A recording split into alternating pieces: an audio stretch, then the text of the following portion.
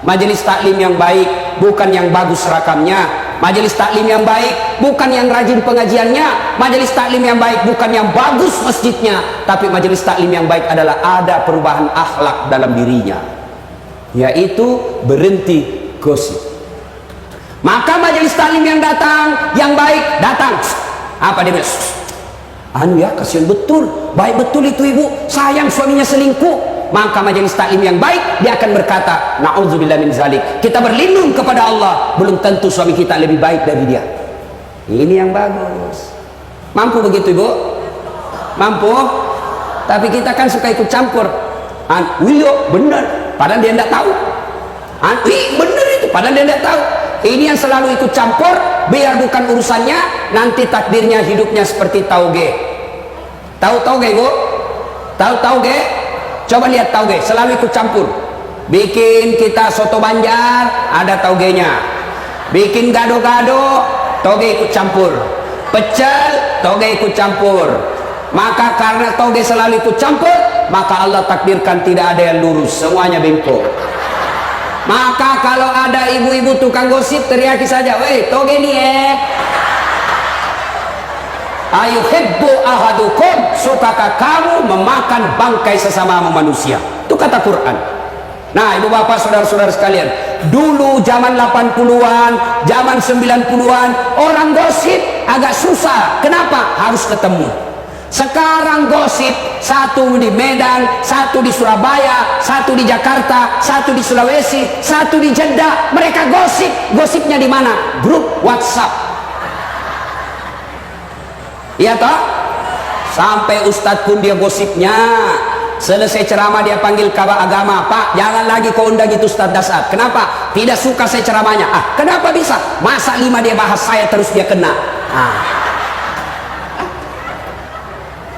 Gosip itulah yang disebut sekarang hoax, menyebarkan berita bohong. Itu dosanya habis kau punya amal. Kestor amal kebaikanmu habis nanti amalmu. Kenapa? Diambil orang-orang yang pernah kau gosip. Maka saya kalau ada yang gosip saya, dia bully saya di Facebook, dia bully saya di WhatsApp, dia bully saya di medsos, dan Ustaz, dia benci sekali kita itu Ustaz. Kenapa kau bilang dia cerita ke kiri kanan? Saya bilang tidak apa-apa, itu dia sayang saya. Maksudnya Ustaz, karena nanti ketika di akhirat hari pembalasan, amalnya saya ambil, dosaku saya kasih. Itu orang yang suka gosip. Maka berhentilah menggosip. Ya, satu yang menjadi penyakit hati, al-istighalu bi uyubil khalq, suka sekali cerita kejelekan orang, dia lupa kejelekan dirinya sendiri. Bak pepatah mengatakan, semut seberang lautan tampak olehnya, sementara gajah pelupuk matanya tak terlihat darinya.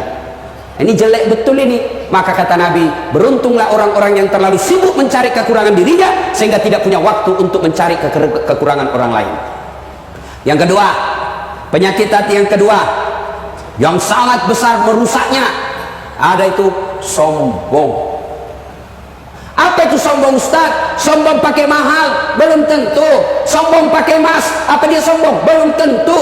Sombong itu kata Nabi, kalau kau menganggap remeh orang lain dan menolak kebenaran, itu sombong.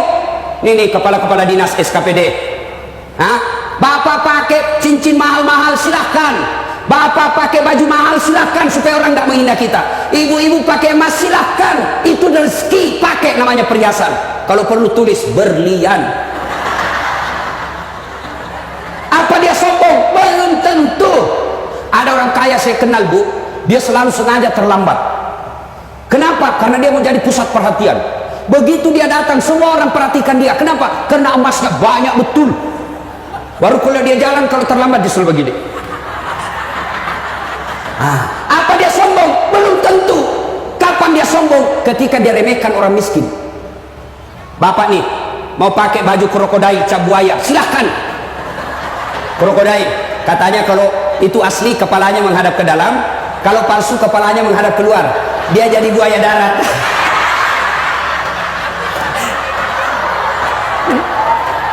Apa sombong? Belum tentu.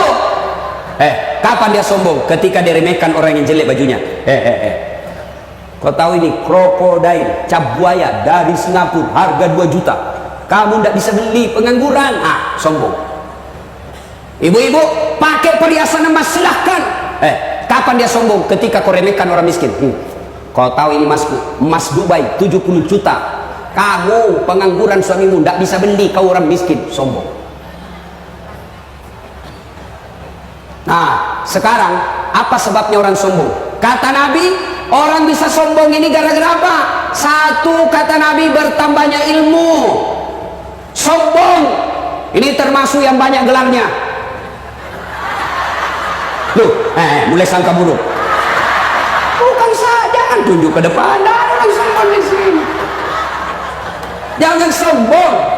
Ayo, ada orang sombong, termasuk diantaranya ada ustadz yang sombong. Banyak. Mana ustadz yang sombong? Yang tidak mau menerima perbedaan pendapat. Sekarang banyak mengaku dirinya ustadz tapi tidak punya akhlak. Hebat ilmu fikihnya, hebat ilmu tasawufnya, hebat ilmu qiraahnya, tapi hilang ilmu adabnya. Padahal puncak dari semua ilmu adalah adab. Banyak sekarang orang baru belajar agama 6 bulan, itu pun melalui YouTube. Salah semua orang. Kayak dia saja mau masuk surga sendiri. Halal bihalal bid'ah, tidak pernah pada zaman Nabi. Taksiyah bid'ah, tidak ada pada zaman Nabi. Maulid tidak ada pada zaman Nabi, bid'ah. Isra Mi'raj bid'ah, tidak ada pada zaman Nabi. Bid'ah, sesat masuk neraka. Dedekmu punya neraka. Kayak dia saja panitia hari kiamat. Ada juga itu ustaz begitu. Belajar agama tidak tahu dari mana, semua dia salahkan. Ayo, ada yang begitu. Kalau tidak sepaham dengan dia, sesat kamu. Ini terutama adik-adik nih, dia mengaku dirinya kelompok hijrah. Adik-adik, bapak-bapak yang mengaku dirinya hijrah. Hijrah itu bukan sekedar pelihara jenggot. Hijrah itu bukan sekedar celana jingkrang.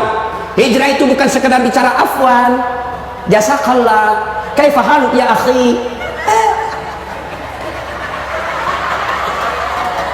Biar kau begitu, tapi kau sombong, kau belum hijrah, bos. Saya sampai dimaki-maki di Facebook.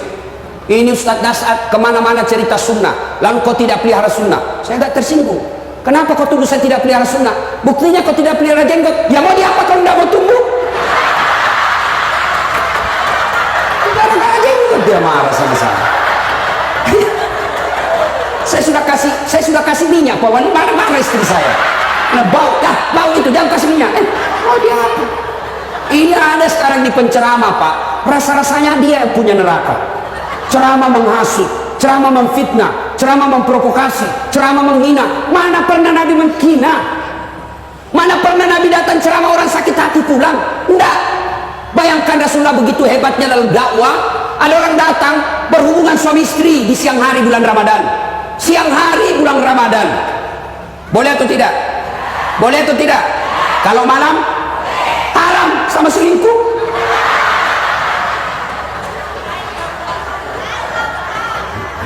Nah, datanglah ya Rasulullah, saya berhubungan suami istri. Kata Nabi, waduh, kartu merah 3.